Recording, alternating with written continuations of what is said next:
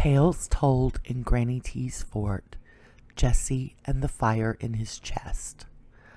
The extra bedroom always felt different at night. Not spooky, just quiet in a special way. The blanket fort took up most of the room, stretched from bedposts to chairs, pinned and tucked so carefully it looked like it had grown there, like it belonged. Inside, 4 sleeping bags waited in a row, one for each kid, like the fort had been expecting them. Peyton crawled in first, as usual, careful not to bump the walls. Roland followed quietly, moving like a shadow. Jesse wriggled in with a huff, already half tangled in his own zipper. Oliver came last, making sure everyone had space, everyone had their pillows, everyone was okay. And then Granny T ducked inside. She lowered herself into her cozy chair with a soft little sigh, like she'd been saving that exact moment all day. In her hands was the lantern, small, old-fashioned, and warm-looking even before it was lit. Jesse's sleeping bag made a gurk sound as he tugged it up too fast. Peyton glanced over. "Jesse," she whispered, "you're gonna rip it." "I'm not," Jesse snapped. Oliver sat up a little. "Hey, it's okay." "It's not okay," Jesse said, louder than he meant to. He shoved his pillow under his head and turned his face toward the blanket wall, like he was done being a person for the night. Granny T didn't scold him. She didn't tell him to use a nicer voice. She didn't say, "Calm down," like anger was a light switch you could flip. She just watched him with the kind of patience that didn't make you feel trapped. For a moment, the fort was quiet except for Jesse's breathing, fast and rough, like his chest had too many sharp corners inside it. Granny T's voice came soft as a bedtime song. "If today felt too big," she said gently, "we'll make it smaller, one story at a time." Jesse didn't answer, but he didn't leave the fort either. Granny T turned the lantern knob. Click! A golden light bloomed inside it, slow and calm, like a sunrise that didn't need to hurry. And just like that, the story world woke up. Jesse blinked. The blanket fort was still around them. He could see the folds of fabric above, the cozy shadows, but now it felt bigger on the inside, wider, like the fort had stretched its walls and made room for something new. The air smelled like warm cinnamon and rain. The lantern glow spilled out across the floor, and the shadows turned into a path. Not a scary path, a friendly one, like it had been waiting. Granny T leaned forward in her chair. "Today," she said softly, "I'm going to tell you about a boy who had a fire in his chest." Jesse's eyes flicked toward her. Peyton hugged her sleeping bag tighter. Roland didn't move at all, but his attention sharpened, like he'd just leaned forward on the inside. Oliver whispered, "A fire?" Granny T nodded. "A real one." The lantern light pulsed once, and then, like a door opening in the air, the story began. The boy with fire in his chest. Once upon a time, in a town where the rooftops were painted the color of honey, there lived a boy named Jesse. He wasn't a bad boy. He wasn't a mean boy. He was a boy who felt things big. When Jesse was happy, it filled him up like sunlight. When Jesse was excited, it fizzled in his bones like soda bubbles. But when Jesse got angry, it was like someone struck a match inside his ribs. It started small, a tiny spark, a hot little fizz. And then, if the day kept poking him in the same sore places, it grew. The spark became a flame. The flame became a fire. And the fire climbed up his throat until his words came out like smoke. One afternoon, Jesse was building something important. Not just a tower, a masterpiece. A tall stack of smooth stone blocks, each one balanced carefully, each one placed with the kind of focus that made the rest of the world disappear. He had almost finished. Just one more stone on top. Just one. Then a shadow fell over his tower. A smaller shadow. A shadow with messy hair and sticky fingers. A little goblin boy, because yes, there were goblins in this town, peeked around the corner. "Ooh," the goblin said, eyes wide. "Can I touch it?" Jesse's hands froze. "No," he said quickly. "It'll fall." The goblin nodded like he understood. Then he touched it anyway. The tower wobbled. Jesse lunged forward. Too late. The whole thing collapsed with a loud clack, clack, crash. For a second, Jesse didn't breathe. His fire flared, hot, fast, sharp. His hands curled into fists. His chest burned like it had swallowed a sun. "Why would you do that?" Jesse shouted. The goblin blinked. His ears drooped. "I just wanted to see." "You ruined it," Jesse yelled. The goblin's face crumpled. "I didn't mean..." But Jesse didn't hear him. Not really. Because when the fire got too big, it stole his listening. It stole his thinking. It stole the soft part of him and hid it somewhere far away. Jesse grabbed one of the blocks and threw it. Not at the goblin, not to hurt him, but hard enough that it bounced off the ground and cracked. The sound echoed. The goblin flinched like he'd been slapped. Jesse's throat tightened. He hated the look on the goblin's face. He hated the fire. He hated that the fire lived inside him. He turned and stomped away. The town's honey-colored rooftops blurred. The air felt too loud. The world felt too close. Jesse walked until he reached the edge of town, where the grass turned silver and the trees stood tall like quiet guardians. This place had a name. Everyone called it the Ash Wood, because that's where hot feelings went when they didn't know what else to do. Jesse kicked a pebble, then another. Then he screamed into his sleeve, muffled and furious. And that's when he saw it. A small wooden sign stuck into the ground. The letters were carved carefully, like someone had taken their time. "Welcome to the Firekeeper's Clearing. No shame allowed." Jesse stopped. He stared at the words. "No shame allowed," he muttered. Like that was the dumbest rule he'd ever heard. Then he heard a sound. A soft crackle. Not a threatening crackle, a friendly one, like a campfire. Jesse followed it through the trees, and there, in the middle of the clearing, sat a creature he had never seen before.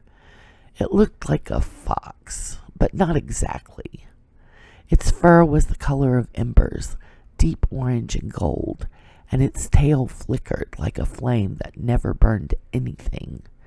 It was curled beside a small fire ring, calmly tending a fire that glowed warm and steady. The fox lifted its head. Its eyes were bright and kind. "Hello," the fox said. Jesse froze. Foxes weren't supposed to talk, and Jesse definitely wasn't supposed to be here. "I'm not supposed to," Jesse began. "You're allowed." The fox interrupted gently. "Angry kids always are." Jesse blinked. "I'm not a kid." The fox tilted its head. You're not an adult either. Jessie scowled, but the fox didn't look offended. It patted the ground beside the fire with its tail. Sit, it said. Jessie didn't want to. He wanted to stomp away. He wanted to throw something. He wanted to be mad until the whole world understood how unfair it felt. But the clearing was quiet. The fire was warm, and the fox looked like it had been waiting for him. So Jessie sat. The fox studied him for a moment. Your fire is loud tonight, he said. Jessie stared at the ground. I hate it. The fox nodded like that made perfect sense. Most fire bearers do. Jessie's head snapped up. Fire bearers? The fox's ears flicked. Some people carry storm. Some carry tides. Some carry shadows. You carry fire. Jessie swallowed.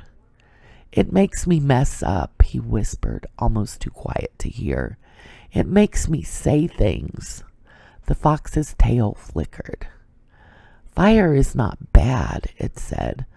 Fire is powerful. Fire can keep you warm. Fire can protect you.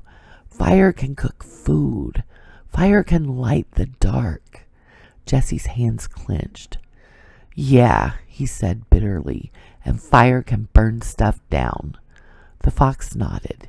Yes, it said simply, that too. Jessie waited for the fox to tell him he was wrong, to tell him he was mean, to tell him he was bad. But the fox didn't. Instead, it leaned closer and spoke like it was sharing a secret. Do you want to know the difference between a wildfire and a hearth fire? Jessie blinked. What? The fox tapped its paw on the ground once. A wildfire runs you, it said. A hearth fire belongs to you. Jessie frowned. How? The fox's eyes softened. Because you learned the firekeeper's rule. Jessie crossed his arm. What rule? The fox lifted its paw and held up one finger. First, it said, you stop feeding it. Jessie's brow furrowed. Feeding it? The fox nodded. When your fire gets loud, your body wants to move fast. Your words want to jump out. Your hands want to throw. Your feet want to stomp. Jessie stared at the fire ring. The fox held up a second finger. So the rule is pause. Jessie made a face. That's it? Just pause? The fox's ears perked. Pause, it repeated, patient as the moon. Not forever, just long enough to choose what happens next. Jessie scoffed. I can't. The fox didn't argue. It just reached beside the fire and nudged something forward. A stone. Not a normal stone. A smooth black stone with a little carved symbol on it. 3 tiny lines like breath. Jessie stared. The fox pushed it closer. This is a cooling stone, it said. Fire bearers carry one. Jessie hesitated, then picked it up. It wasn't cold. It was warm, but not hot like anger. Warm like safety. The fox's voice softened.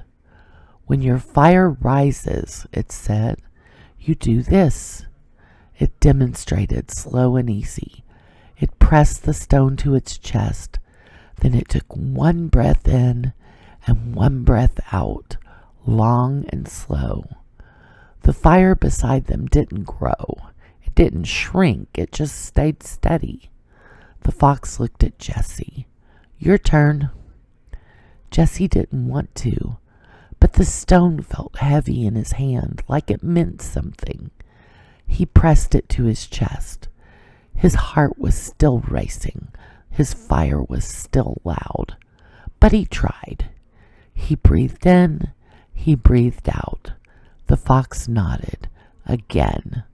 Jesse did it again. And something strange happened. The fire in his chest didn't disappear, but it stopped clawing at his throat. It stopped trying to escape his mouth. Jesse's shoulders dropped a fraction. The fox spoke quietly.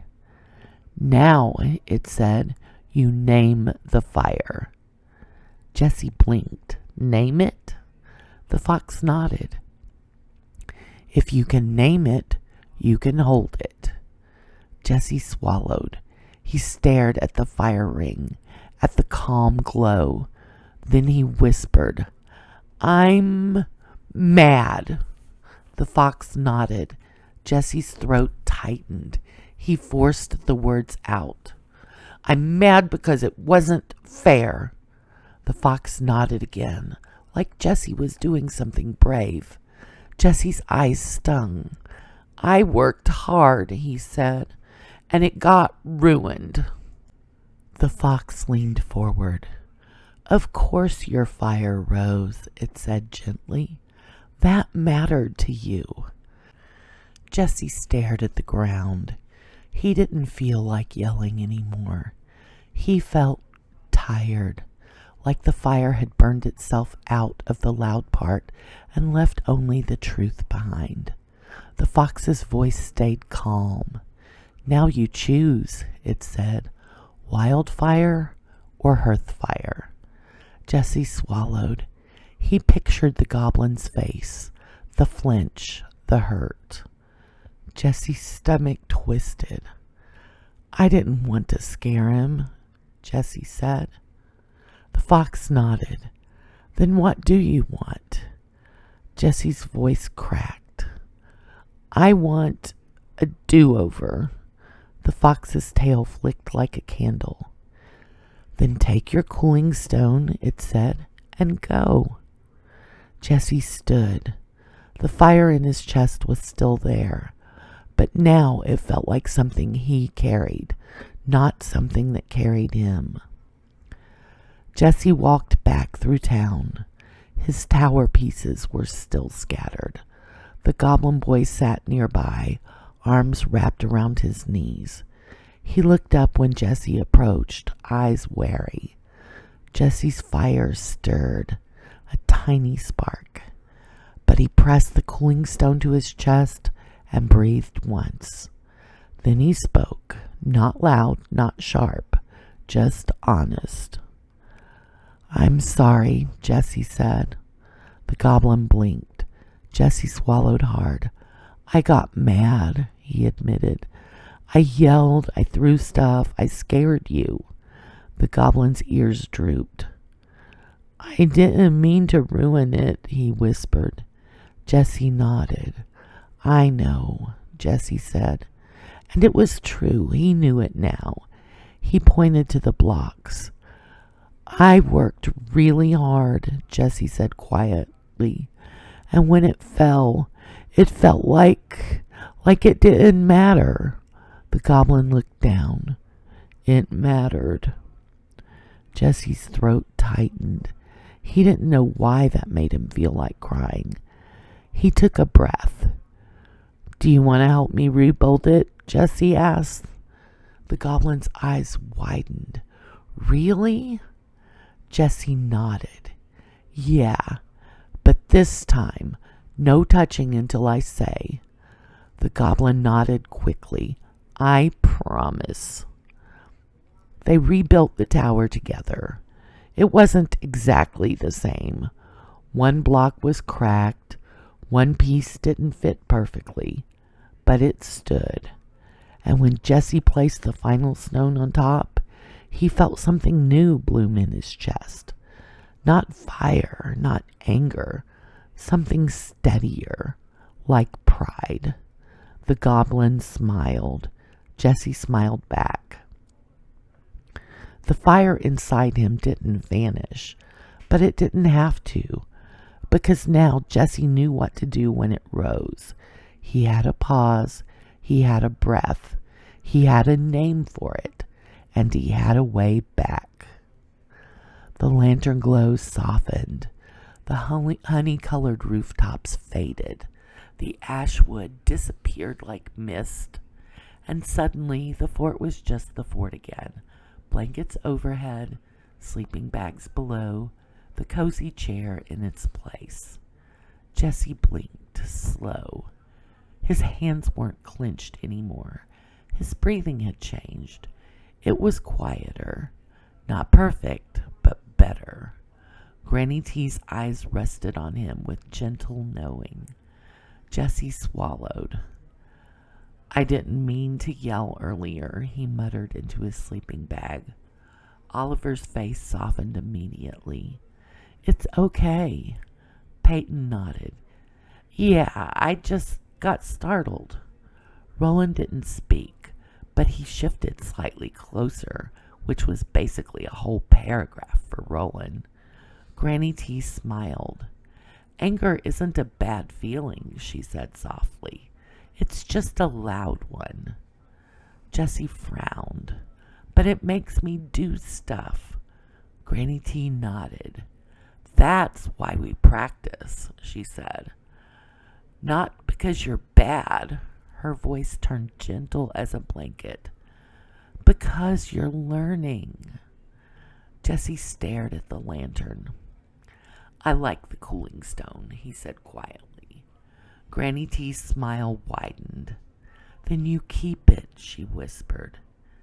Jesse didn't know how, but he could almost feel it, warm and steady, right where his fire used to flare the hottest.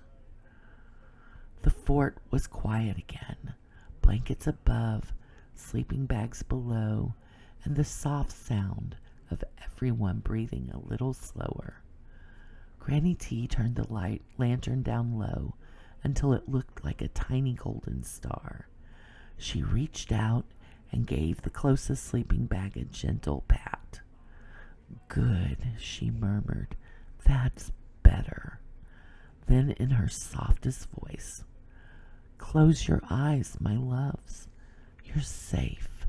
You're loved. You're home.